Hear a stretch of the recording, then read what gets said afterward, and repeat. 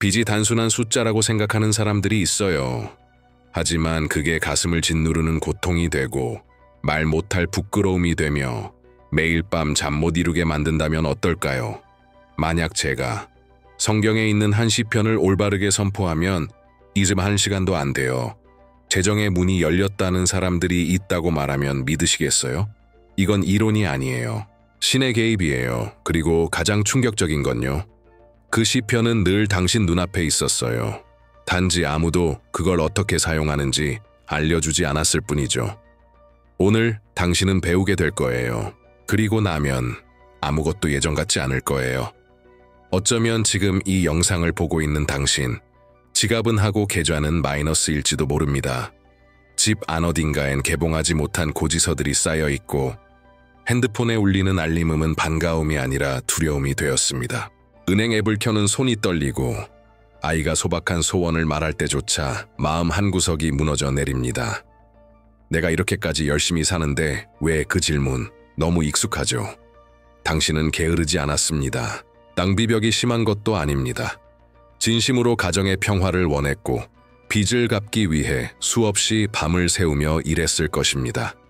하지만 이상하게도 수입보다 지출이 빠르고 해결했다 싶으면 다시 나타나는 예상치 못한 비용들, 그리고 어느 순간부터는 단순히 돈이 없는 것이 아니라 존엄성과 자존감이 무너져버린 자신을 마주하게 됩니다. 나애가 이렇게까지 노력했는데 왜 여전히 부족할까? 여기서 우리는 질문을 바꿔야 합니다. 문제가 정말 숫자에만 있는 걸까요? 혹시 그 수치는 보이지 않는 더 깊은 곳에서 시작된 건 아닐까요? 어떤 빚은 단순한 금전 문제가 아니라 세대를 따라 내려온 정체 모를 짐처럼, 보이지 않는 사슬처럼 당신의 삶을 조이고 있을 수 있습니다. 실제로 성경은 이런 보이지 않는 싸움에 대해 분명히 말합니다. 당신이 매달 카드 명세서를 붙잡고 한숨 쉬는 동안 당신의 영혼은 아주 오래전부터 반복된 굴레에 사로잡혀 있었던 겁니다. 이건 단순한 생활 습관의 문제가 아닙니다. 더 벌고, 더 줄이고, 더 계산하는 것만으로는 절대 끊어지지 않는 영적인 고리가 존재하는 겁니다. 무의식에 각인된 두려움, 입버릇처럼 내뱉는 나는 안 돼. 어릴 적부터 들었던 돈은 더럽다. 부자가 되는 건 욕심. 같은 왜곡된 믿음들. 이 모든 것들이 당신을 지금 이 순간까지 묶어두고 있었던 것입니다. 하지만 놀라운 건 이 굴레에도 끝이 있다는 사실입니다. 당신이 그 끈을 끊어내겠다고 결단하는 바로 지금 변화는 시작될 수 있습니다. 왜냐하면 성경 속에는 이 반복되는 고리를 끊을 수 있는 실제적인 열쇠가 존재하기 때문입니다. 그 열쇠는 바로 하나의 시편에 숨겨져 있습니다. 수천 년 동안 수많은 이들이 읽어왔지만 그 안의 능력을 제대로 이해하고 선언한 사람은 극히 적었습니다. 이 시편은 상징적인 구절이 아니라 당신의 삶 속 구체적인 변화를 약속하는 하나님의 선언입니다. 그 안에는 집안의 풍요, 마음의 평안, 그리고 재정의 회복에 대한 확실한 약속이 담겨 있습니다. 지금 당신에게 필요한 건 그 말씀을 눈으로 읽는 것이 아닙니다. 그 말씀을 믿고 받아들이고 선포하는 것입니다. 그러니 지금 이 순간 작은 행동으로 첫 발걸음을 내딛어 보세요. 댓글에 이렇게 적어보세요. 나는 가난의 굴레를 끊을 준비가 되었다. 그 문장은 단순한 글이 아니라 당신의 영혼이 자유를 선언하는 첫 번째 외침이 될 것입니다. 당신이 입을 열 때 하늘은 움직입니다. 많은 사람들이 기도를 하면서도 응답을 받지 못하는 이유는 단 하나. 그들이 아직도 자신을 노예처럼 여기기 때문입니다. 하나님 앞에 나아갈 때 우리는 종이 아닙니다. 구걸하는 존재도 아닙니다. 자격 없는 이방인도 아닙니다. 우리는 자녀입니다. 창조주의 상속자이며 그분의 약속을 유산으로 물려받은 하늘의 상속자입니다. 그런데 대부분은 이 정체성을 잊은 채 삶이 힘드니 그저 도와주세요. 이것만 해결해 주세요 라고 마치 죄인처럼 처벌받는 자처럼 기도합니다. 이런 마음으로는 아무리 말씀이 능력이 있어도 그 능력을 온전히 경험할 수 없습니다. 왜냐하면 특권인은 정체성에서 나오기 때문입니다. 아들이면 아들답게 말해야 합니다. 딸이면 딸답게 기도해야 합니다. 당신은 더 이상 하나님께 저 좀 살려주세요. 제발 이번만 도와주세요. 라고 울부짖는 노예가 아닙니다. 이제부터는 당당하게 말하십시오. 확신으로 선포하십시오. 나는 그분의 자녀입니다. 나는 유산을 받을 자입니다. 나는 구걸하지 않습니다. 나는 선언합니다. 이 태도 하나가 당신의 기도가 하늘에 닿는 깊이와 강도를 완전히 바꿉니다. 하나님은 절박함보다 믿음을 움직이십니다. 눈물보다 정체성을 인정하십니다. 기도는 슬픔의 발산이 아니라 약속의 실행 명령이어야 합니다. 그러니 이제부터 기도할 때마다 하나님의 자녀로서 말하십시오. 삶을 향한 태도도 바꾸십시오. 통장 잔고가 마이너스여도, 자녀의 등록금이 부족해도, 다음 달 월세가 막막해도 말만큼은 부유한 사람처럼 하십시오. 왜냐하면 말은 믿음의 출구이자 하늘의 문을 여는 열쇠이기 때문입니다. 당신의 입에서 나오는 말이 현실을 창조합니다. 그렇다면 지금 우리가 말할 차례입니다. 이 시편의 약속을 믿고 실천한 사람들이 어떻게 변화되었는지 들려드리겠습니다. 한 여성은 15년 동안 감당하지 못한 카드빚이 있었지만 이 말씀을 선포한 지 일주일 만에 은행에서 원금 일부 탕감과 장기 무이자 분할 제한을 받았습니다. 또 어떤 남성은 수년간 미지급 상태였던 외주 비용이 이 말씀을 붙잡고 기도한 그 주에 예상치 못한 입금으로 들어왔습니다. 그리고 한 가정은 경제적으로 완전히 무너진 상황에서 갑작스런 계약 제한함으로 삶 전체의 국면이 바뀌었습니다. 이것은 우연이 아닙니다. 행운도 아닙니다. 법칙입니다. 말씀은 살아있고 믿음은 그 말씀을 현실로 가져오는 힘입니다. 이제 당신 차례입니다. 하나님의 말씀은 누구에게나 열려 있지만 그 약속을 소유하는 자는 자녀의 정체성을 가진 자입니다. 지금 댓글에 이렇게 적어 보십시오. 나는 상속자입니다. 나는 하나님의 자녀로서 내 자리를 회복합니다. 이 문장은 단순한 문장이 아닙니다. 그것은 하늘 앞에서 당신의 정체성을 다시 세우는 선언이 될 것입니다. 믿음은 말에서 시작됩니다. 그리고 오늘 그 말이 당신의 미래를 바꿀 시작이 될 것입니다. 우리가 지금 이야기하고 있는 이 21시간이라는 시간은 단순한 숫자가 아닙니다. 그저 임의로 정한 시간도 아니고 마치 마법처럼 작동하는 미신적인 수치도 아닙니다. 이 시간에는 성경적 의미가 깊게 담겨 있습니다. 성경 속 다니엘서 10장을 보면 다니엘이 하늘의 응답을 받기 위해 금식하며 기도하던 장면이 나옵니다. 그는 무려 21일 동안 음식을 끊고 자신의 몸을 낮추며 하나님의 응답을 구했습니다. 그런데 놀라운 사실이 있습니다. 천사가 다니엘에게 나타나 말합니다. 네가 기도를 시작하던 첫날부터 하늘은 이미 응답을 준비했지만 그 응답은 보이지 않는 전쟁 속에 갇혀 있었다고. 즉 하늘의 응답은 이미 있었지만 그것이 현실로 풀리기까지 21일간의 인내와 끈질긴 믿음이 필요했던 것입니다. 여기서 우리는 깨닫게 됩니다. 어떤 응답은 즉시 오지 않습니다. 왜냐하면 영적인 저항이 존재하기 때문입니다. 어둠은 당신이 자유롭게 되는 것을 원하지 않습니다. 가난, 빚, 두려움은 단지 상황이 아니라 당신을 묶어두려는 보이지 않는 세력의 무기일 수 있습니다. 그리고 이 31이라는 숫자는 바로 그 영적인 저항을 뚫고 응답이 풀려지는 시점을 상징하는 것입니다. 지금 이 영상에서 말하는 1시간의 기도와 선언은 단순히 하루를 채우는 것이 아닙니다. 그것은 당신이 하늘 앞에서 나는 포기하지 않겠습니다. 나는 응답을 뚫고 나아가겠습니다. 나는 하나님의 약속을 끝까지 믿겠습니다. 라고 선언하는 믿음의 시간인 것입니다. 한 번의 기도가 변화시키지 못했던 벽을 지속적인 선언과 집중된 믿음만이 무너뜨릴 수 있습니다. 이제 그 중심에 있는 말씀을 드러낼 때입니다. 수많은 말씀 중 바로 이 시편 122편이 선택된 이유는 분명합니다. 이 시편은 상징적이지 않습니다. 직설적이며 분명합니다. 시편 112편 3절에 이렇게 기록되어 있습니다. 그의 집에는 재물과 부가 있으며 그의 의가 영원히 지속되리로다. 또 7절에서는 이렇게 말합니다. 그는 흉한 소문을 두려워하지 아니하며 그의 마음은 여호와를 신뢰하고 견고하도다.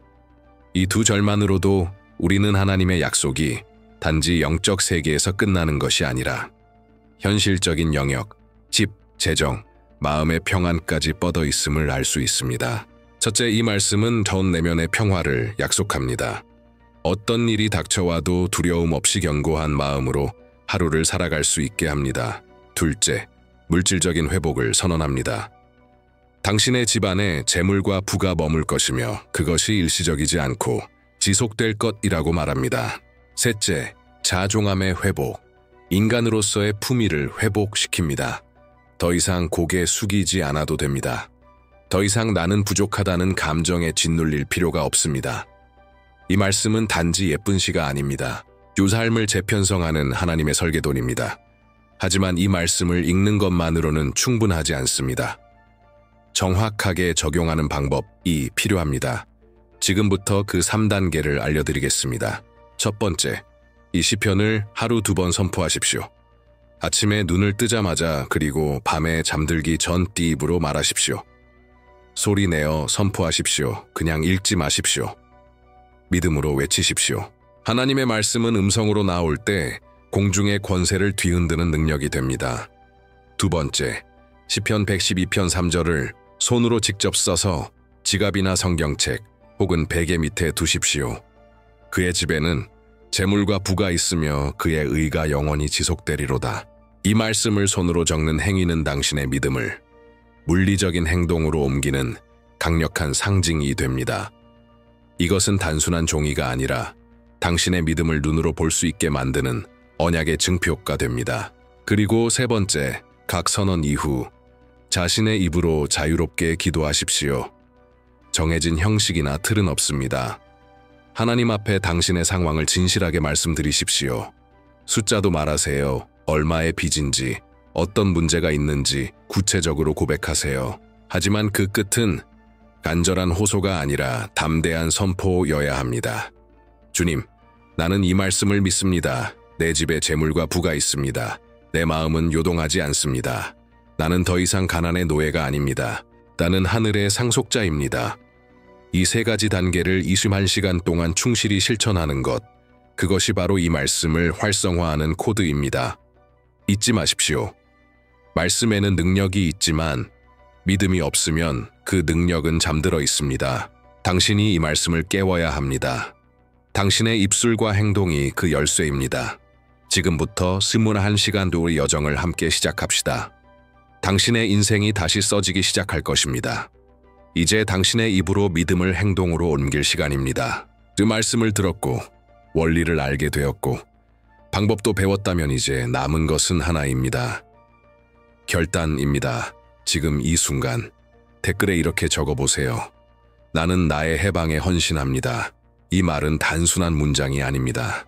당신이 말씀 위에 서겠다는 영적인 서약이며 당신의 믿음이 머무는 것이 아닌 움직이기 시작했다는 증거입니다.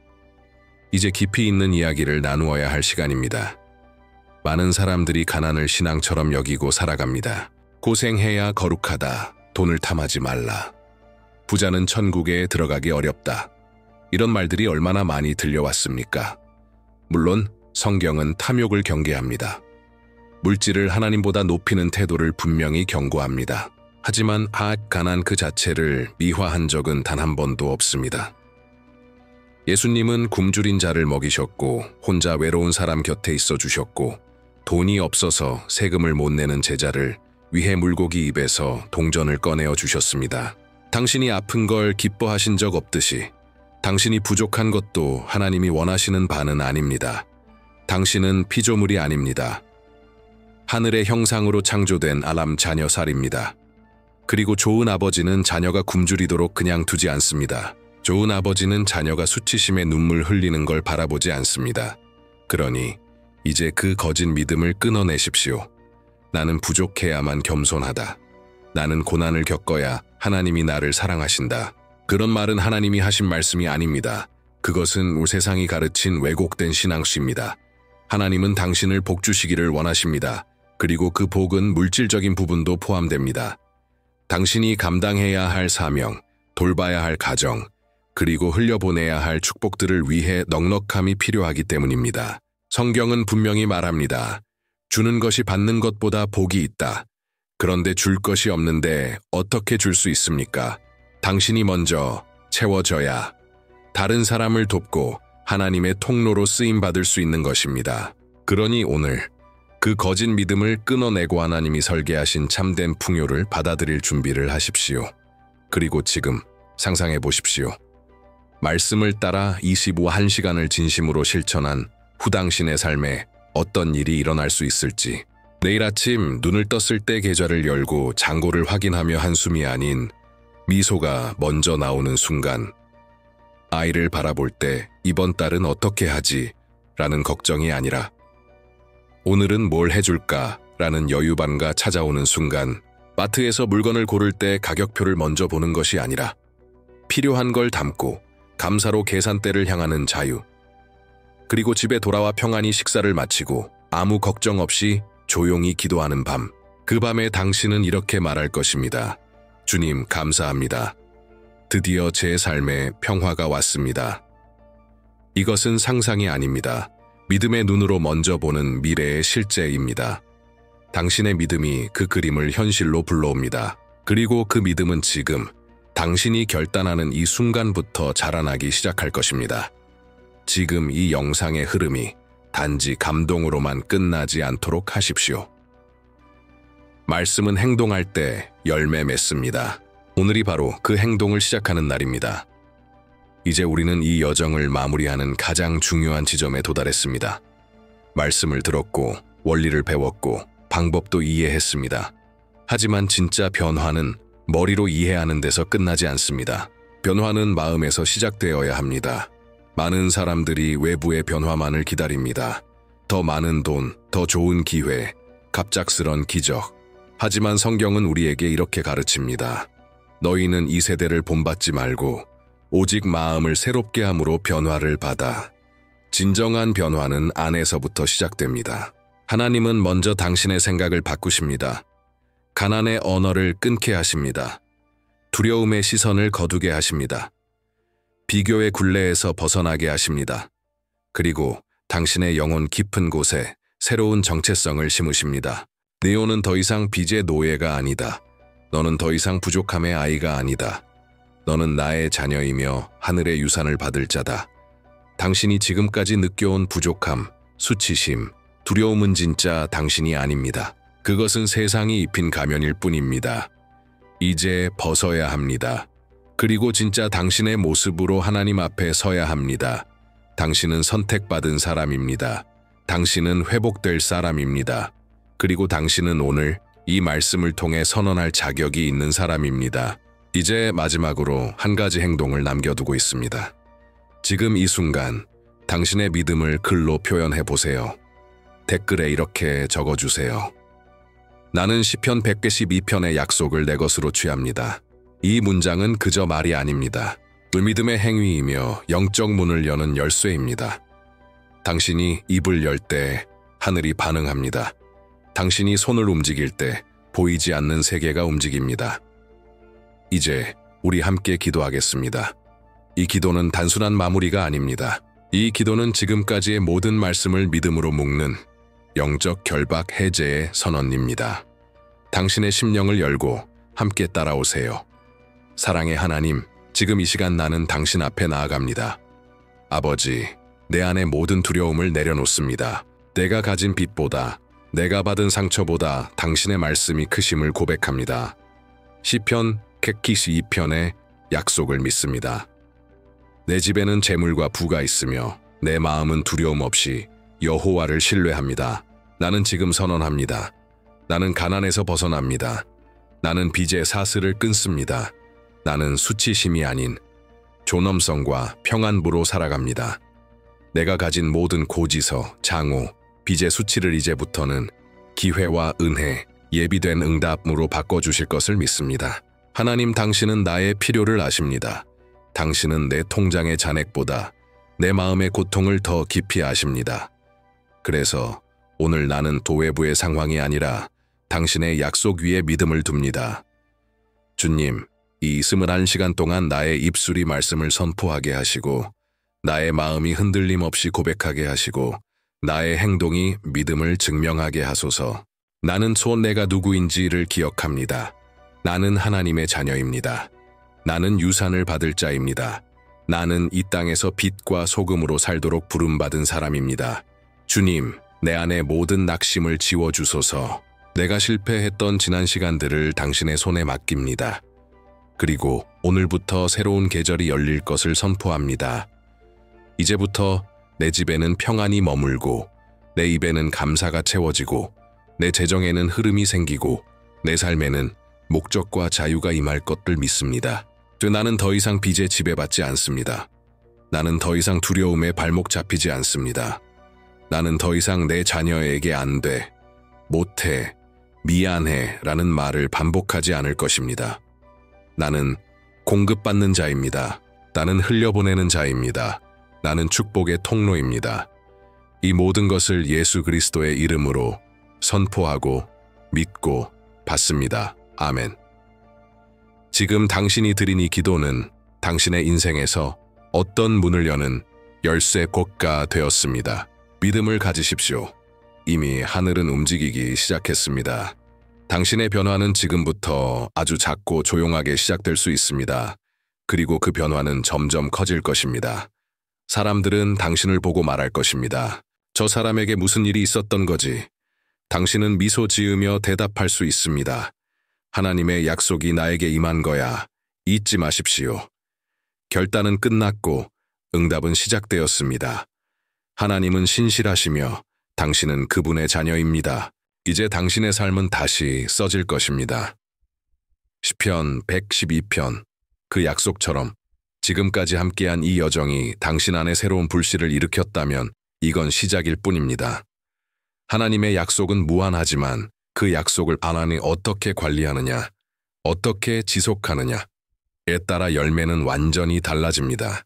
지금 당신이 느끼고 있는 이 감동, 이 믿음, 이 마음의 떨림이 단지 일시적인 감정으로 끝나지 않길 바랍니다. 왜냐하면 하나님은 계속해서 당신을 다음 단계로 부르기 때문입니다. 말씀은 씨앗입니다. 그리고 그 씨앗이 열매를 맺기 위해서는 지속적인 물 주기와 빛이 필요합니다. 당신이 오늘 시편 112편을 통해 믿음의 씨앗들 심었다면 이제는 그 믿음을 구체적인 지식과 통찰로 성장시켜야 합니다. 그래서 지금 당신에게 꼭 필요한 다음 영상이 준비되어 있습니다. 이 영상은 단지 또 하나의 기도 영상이 아닙니다. 하나의 기도 영상이 아닙니다.